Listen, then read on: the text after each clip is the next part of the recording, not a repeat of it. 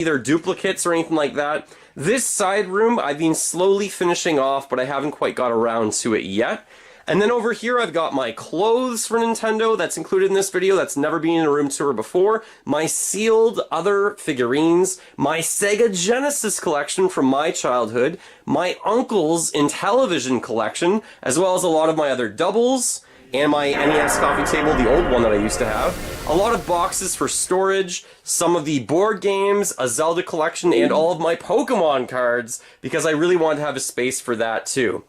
The Super Nintendo table is right here. It's something that I've been working on. I'm not done it yet, so I do have to finish this off. These buttons aren't even down yet. They're just kind of sitting here on the table for now. But I really wanted to show it off in the video just that I've been working on it. I just ran out of time.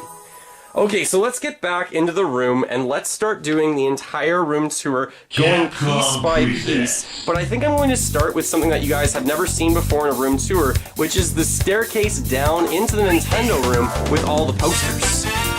My Nintendo room is in the basement. I'm really fortunate to have a wife that supports my hobby, and she also likes collecting and gaming on Nintendo systems as well. She's the one who likes Pokemon way more than I do in terms of gaming, and really has just a knack for gaming, and we love the hobby together.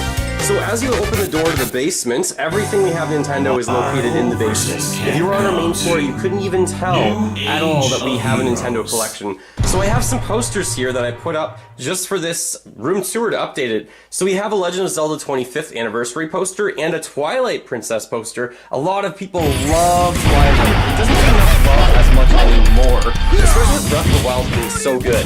Then we have a Skyward Sword poster up here. Below that, I have a Super Mario poster. Most of these, by the way, are from the Nintendo poster series, so it's really cool that I was able to finally put these up. And then we have a Donkey Kong and Diddy Kong poster that I really like as well. The final poster in this space is one from the original Donkey Kong game. So this is one of my favorites. I just love the way this looks on the black back, and it really just pops out. I really wish this could be under a certain light to make it look even better, but that's really neat. And then thanks so much, everyone. This year we surpassed 100,000 subscribers. If you're not a subscriber of the channel, feel free to subscribe, and that would be great to support the video and the channel. I try and post videos on Wednesdays and Sundays if I can at 10 a.m. Eastern Time. This year we also added cats, so we got 2 cats basically during this time of year. This one's named Evie. She's not supposed to come downstairs. And I also have Zelda, who are just both named after Nintendo characters. I named Zelda and my wife named Evie. That's how much of a Nintendo nerd that we are. Beside the Donkey Kong poster is a Donkey Kong Country poster, all 3 of them actually, the trilogy. These are from Nintendo Power Magazine. One collecting tip I can give you is that Nintendo Power magazines, sometimes you can still find those for really cheap. You might be able to find an issue for $5 or less, and there's some issues that have great posters in them. There used to be a list available online of all the posters in Nintendo Powers.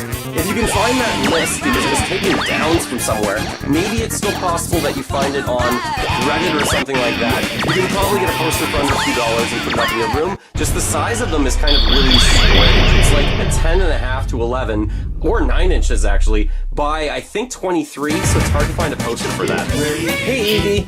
Nintendo cats are amazing. This one has a little mohawk right there, and Zelda's nowhere to be found right now, but maybe later in the video. Alright, I'm going to continue, and now I'm going to go through all of my systems in the box. To start all the box systems, we have NES on the right and Super Nintendo on the left. They're both on Billy bookcases that I modified to be pivoting so that they can open up on this secret door, and they also are on wheels, so it's a kind of a smooth process. So first of all, Nintendo started their home consoles with the Famicom, the family computer system right here that you see displayed with 2 controllers. Then North America got the NES, the Nintendo Entertainment System. Here we see it displayed with 2 controllers and the Super Mario Bros. Original.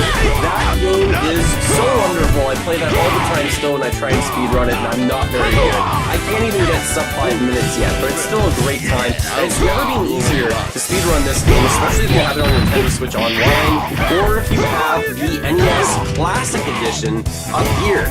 So I do have 2 of them, one sealed, one open that I'm using, and then I have the Famicom Mini here as well. They have 30 games on them. To be honest, you can just use the Switch Online, and it's just as good for the most part. It's not all the exact same games. Then the NES had a console remodel. So we have the control deck here, is what it's called, and that one sometimes people call it the NES Mini, sometimes the dog bone controller right here. That's really a cool controller. Now, the buttons are a little bit different, but if I were to game, I like this one, just the buttons feel a little bit farther apart, so a lot of my other friends who are into speedrunning say they don't like using that controller, they prefer the NES Classic controller. I just think it's a really cool, unique item. In piece of Nintendo history, this one is probably one of the rarer ones to find. It's not that often that you can kind of see it in the wild, especially. I have some accessories here with this action set, including Rob the Robot, which is new for this room tour. Now, Rob the Robot is something I would love to get the big box for, because there is a deluxe set that comes with the Nintendo Entertainment System. I just don't have that yet, but I would love to add it to my collection at some point. Just Rob is so expensive. I found him locally with all of his accessories, and even the IDs and the instructions, so that was really cool. What Nintendo room doesn't have Rob the Robot, not just the Amiibo? Then down here we have a power pad, a zapper in the box, NES controllers, an NES Satellite, and NES Score, and we also have a deluxe joystick controller here, and a few other accessories for the NES. Moving over to the Super Nintendo, it started with the Famicom, which you are seeing here. Now the Famicom is actually the Super Famicom, and this box design just blows the one out of the water, I think, for North America. I really like the color scheme on this. The Famicom had the colored buttons as well. All 4 buttons, though, are kind of like, they're convex, I want to say. And then on the Super Nintendo, we had 2 convex and 2 concave, I believe. So I prefer, and a lot of other people do prefer, trying to use the controller that's actually from North America. I don't know. It's just a preference, basically, with speedrunning, but let me know what you think. So on the Super Nintendo, we had this Classic Edition that was released, basically, but this is the Donkey Kong one. What I mean by Classic Edition, just the original release of the Super Nintendo, because it was also remodeled to be the control deck, which is a mini Super Nintendo that is here. So I do have them displayed. Other than Super Nintendo, it just wouldn't fit beside the box, because the box that I kept is huge. I also have this box here, which is the original release, I guess, in North America. We do have the mini versions of these systems in North America and in Japan. Again, I have one open and one sealed. Again, if you want to play on the Switch online, it's very similar. Just not all of the games from the Classic Edition of these systems has made it to Switch Online quite yet. So just keep that in mind. I have an inbox controller over here. Then I have the Super Game Boy, which is great for playing a lot of your handheld games in color. And down here is the Super Scope. Moving back to the Nintendo 64, this is my first pride and joy for Nintendo, and it's probably one of the things that got me into basically making more and more YouTube videos, trying to collect all the different color variations, especially these 6 fantastic series of consoles. It was a lot of fun. There's a tremendous amount of different color variations with Nintendo consoles, particularly on the N64 and the GameCube, and the Switch seems to be having more and more, especially with the dots, the Joy-Con colors too. So I like Nintendo for this, having the different color variations. It makes it seem more fun, makes it seem like it's a toy, which it is. So the system itself started with this one, the Charcoal Black edition of the Nintendo 64 worldwide. I do have behind that the Japanese release, which is a little bit hard to see. You can see the box right back there as well. I don't like doubling up on box systems, and I also try to face out as much as possible. So I have all the systems here facing out, which takes up a lot of space, but it looks kind of cool in my opinion, especially having the consoles and the controllers right beside them. So it started with that black charcoal edition. We also have the gold edition of the Nintendo 64, which was released in Japan, and also at Toys R Us. This is the more expensive edition that has the 2-pack with both controllers. It is crazy expensive if you can find it on eBay. And not only was that the gold version of that, there was also the factory sealed edition of the controller. Mine's not in great shape. Over time, these blister packs is what they are called. They sometimes crack and crease and have some damage to them. I don't want that to happen, but I'm okay with it. Some people are getting them graded and actually get them factory sealed, I guess, twice, because they already are, and then they get them graded as well. So you will see the entire series of those blister packs on the side there that are quite expensive over time as well. So North America, we've got that charcoal black, then the gold, And also in North America, we have the Pikachu Nintendo 64 set. This thing is cool. So it's two-tone. It's got a yellow back and a blue front with the Pokeball power button. It also has a reset button as Pikachu's foot. And I like the controller here as well. The design is still two-tone. It also comes with some other accessories here in the box. There was this one in North America, and there was 3 other Pikachu variations worldwide, which I will get to in a moment. I just want to stick with the North American releases. So we've got those 3, the black, the gold, the Pikachu, and then we have the 6 Fantastic Series sets here. The most common one is Jungle Green. I think Jungle Green's the most common because not only was it released as part of this Fantastic series, as you see here, it was also released as this Donkey Kong 64 set. This is the exact one that I wanted to get originally back in 1998 or so. I remember trying to go to Costco. I was told they had it in stock. This is before there was popular internet and you could check stock online and everything like that. But when we went in, they were sold out, which caused me to go buy this specific Nintendo 64 right here, used without the box, with the controller eventually. I actually bought Super Mario 64 and Star Fox 64 before I even found the system because they were sold out, so I had to wait another week. Anyways, this is the most common Fantastic Nintendo 64, probably because of that fact. It was released as both different variations. This Zelda controller, by the way, is not official. It was painted for me, so that looks really cool. And by the way, any of the display stands you see throughout this video, so these kind of display stands right here for the Nintendo 64, and all of them, for all of my controllers, were supplied by Rose Colored Gaming. Check them out if you would like. They have fantastic variations of stands for all different types of systems and controllers, so thank you so much to them, and I really appreciate it. They make my collection look a lot better this time around, especially with all those stands for all of those controllers. Jungle Green, most common. Above that one, we've got the Watermelon Red. This is probably one of the harder to find systems in the box in North America. It's definitely the hardest to find Watermelon factory sealed controller. Previously, there was only maybe 2 or 3 of them in existence that, were in the collector's hands, but I think we're up to 5 or 6 of them out there.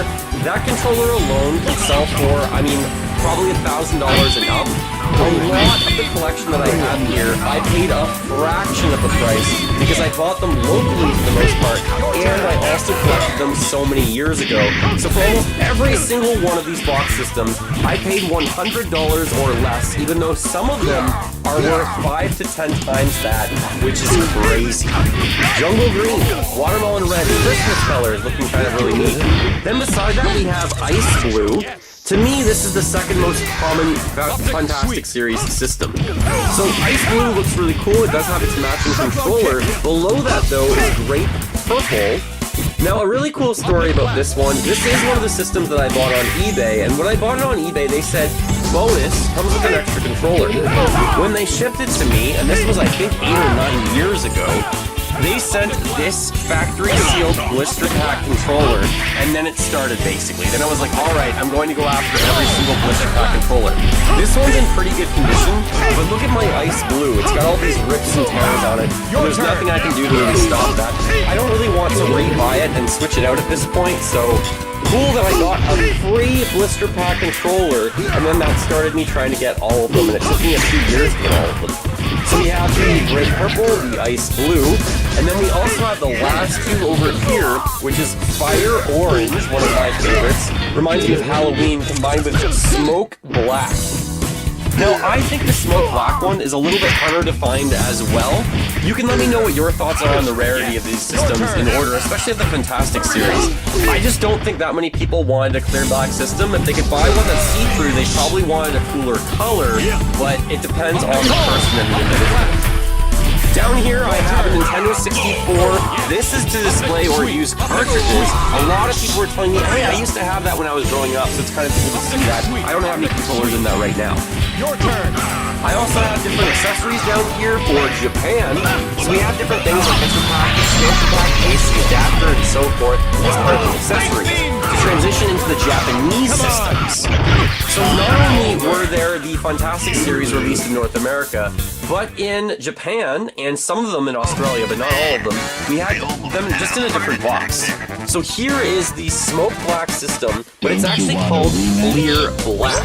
So this clear black system is the exact same as Smoke, and it's sometimes a little bit less expensive if you can find it in the box. I'm kind of out of the realm of pricing for that, so I really need to do a new pricing guide for all the N64 systems. The Great Purple was also released as Midnight Blue. What a cool name here for Midnight Blue. Let me just take the box out. I love the style packaging for these two. Looks cool. Midnight Blue is a perfect name for that, even though it's probably closer to Great Purple than anything. So those are not different variations. So what we're looking at so far is the 9 different variations from North America. You've got the 6 Fantastic series, then you have the Pikachu one, the gold, and the black. So 9 were released in North America. Going back to the Pikachu edition, I mentioned that there were 3 other variations worldwide. Now, the one that was released in North America has kind of a partner in Japan over here, but you can see that they're different colors of blue. That's really the only notable difference. Also in North America, the games will play North American games, but in Japan they play different games. They can play different console variations, or they can play different game variations from different regions of the world. All you have to do is a soft mod on your system, but that requires cutting a little bit of the plastic in your North American system, just as a heads up.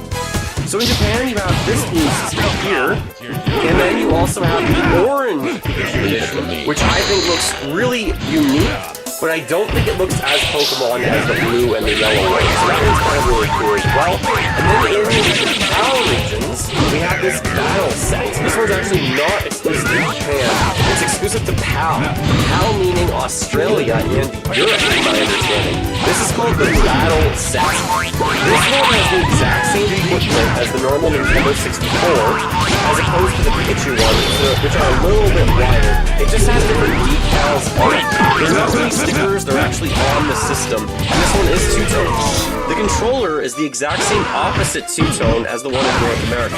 So this one's yellow than the one on the back, as opposed to the one in North America, which is blue on front and yellow at the back. Okay, so that's so far 12 different systems. The final 4 building up in rarity. We have the blue and white, sometimes called the clear blue and clear white console. This one is a little bit different in the fact that this cover right here is gray, not blue, like the one it is for the ice blue system. And also the bottom of this controller and the system is white. I do see this controller sold even in North America, sometimes imported, but it is not the actual ice blue controller with the white on the bottom. It's actually cool. We have a Hori mini pad over here, which is really popular with speedrunners. That one's actually ocean blue in the box, brand new. And this one is the red one. I'm not sure it's called red and white for the Hori mini pads. They were released kind of more recently, and they have the exact, not from Hori, but they have a very, very similar design that's really popular right now with the originals. So cool, they're just not great if you have huge hands. The 14th system is the clear red system. It does say clear red right here, so that's where I'm getting the name from. The other one was called clear blue, which is where I'm getting the name from right here, actually written in English. So same thing, this one is the watermelon red system with a white base, same as the controller as well. Now, the 2 rarest Nintendo 64 systems are right here. We have the Just Go 30th anniversary, and then we have the Die Hawks. I don't know how to pronounce it. I usually pronounce it wrong. I've been practicing, but the orange and black system, it's debatable which one is rarer of these two.